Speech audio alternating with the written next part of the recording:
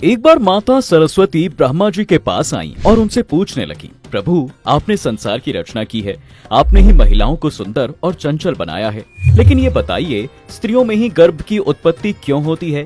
क्यों सिर्फ स्त्रियां ही गर्भ धारण कर सकती हैं? इसके पीछे क्या वजह है? ये परेशानी सिर्फ स्त्रियों को ही क्यों झेलनी पड़ती है?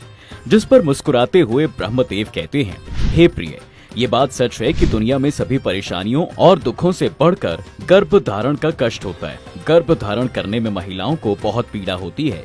इससे लेकर मैं तुम्हें एक कथा सुनाता हूँ। जो भी महिला इस कथा को सुनती है उसे अच्छे पुत्र की प्राप्ति होती है। तो ये कहते हुए ब्रह्मा जी कथा शुरू करते हैं, जो कुछ इस तरह से है। ऋषि पुलस्त्य का जन्म मेरे कान में हुआ था, इसलिए वो मेरे मानस पुत्रों में से एक हैं।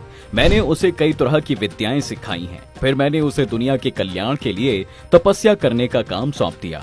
मेरी ही आज्ञा से सतयुग में महर्षि पुलस्त्य सुमेरु पर्वत के बिंदु पर तपस्या करने के लिए चला गया, जिसके बाद वहां पर आश्रम का निर्माण करके ऋषि पुलस्त्य तपस्या करने लगे। उसी समय कई गंधर्व, देवता, दानव और अप्सराएं उस जगह पर टहलने के लिए आया करते थे। उन सभी की नजर ऋषिवर पर पड़ी तो वे सब उनकी चेष्टा करने लगे। उन्होंने कई बार ऋषि पुलस्त्य की तपस्या में विघ्न डालने की कोशिश भी की, जिसके बाद ऋषिवर ने गुस्से में आकर वहां पर उपस्थित सभी को ये चेतावनी दे दी कि आज के बाद जो भी प्राणी उनके सामने आएगा और उनकी तपस्या में विघ्न डालेगा, वो गर्भ धारण करेगा। ऋषि पुलस्त्य की ऐसी बातें सुनकर सारे लोग डर गए और वहां से डरकर दूर भाग गए। उसी समय में पर्वत की कंदर में ऋषि तृणबिंदु की पुत्री हाविर्भुआ अपने माता पिता के साथ रहा करती थी। वो महर्षि पुलस्त्य की बातों को नहीं जानती थी।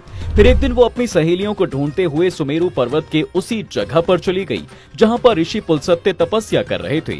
हाविर्भुआ अपनी सहेलियों को पुकारते हुए महर्षि के आश्रम पहुंच गई। अब जब हाविर्भुआ पुलस्त्य जी के सामने आकर खड़ी हो गई तो उनकी नजर उस महिला पर पड़ी। महर्षि की नजर पड़ते ही उस पर श्राप का असर पड़ने लगा, जिसके बाद ही उसका शरीर पीला पड़ने लगा और वो उसी पल गर्भवती हो गई।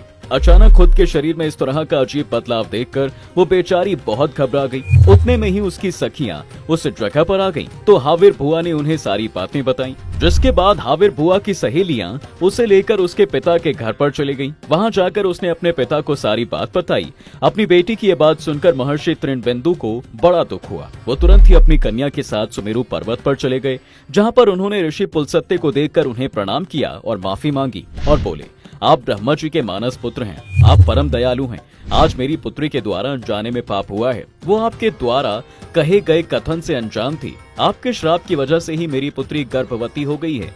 ये दुनिया की पहली स्त्री है जो गर्भवती बनी है। इसलिए हे मुनिवर, अब मेरी पुत्री से कौन शादी करेगा? फिर ऋषि पुलस्त्य ने ऋषि तृणबिंदु से कहा, मैं तुम्हारी कन्या को मेरी पत्नी के रूप में स्वीकार करता हूँ, इसलिए तुम अब चिंता ना करो। जिसके बाद हाविर्भुआ महर्षि पुलस्त्य के साथ उनके आश्रम में रहने लगी और फिर कुछ समय बाद एक अत्यंत दिव्य पुत्र का जन्म हुआ, जिसका नाम विश्रवा रखा गया।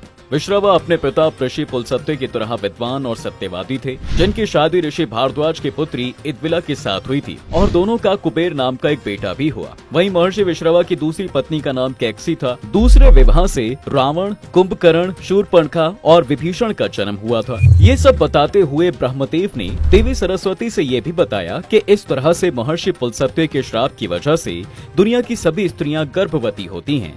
मैंने दुनिया की सारी स्त्रियों को पुरुषों से भी ज्यादा सहनशील बनाया है, इसलिए स्त्री की रचना करने में मुझे सबसे ज्यादा समय लगा। मैंने उनके अंदर ममता और प्रेम का भाव डाल दिया, जिससे स्त्रियां अपने बच्चों का लालन पालन अच्छे से कर सके।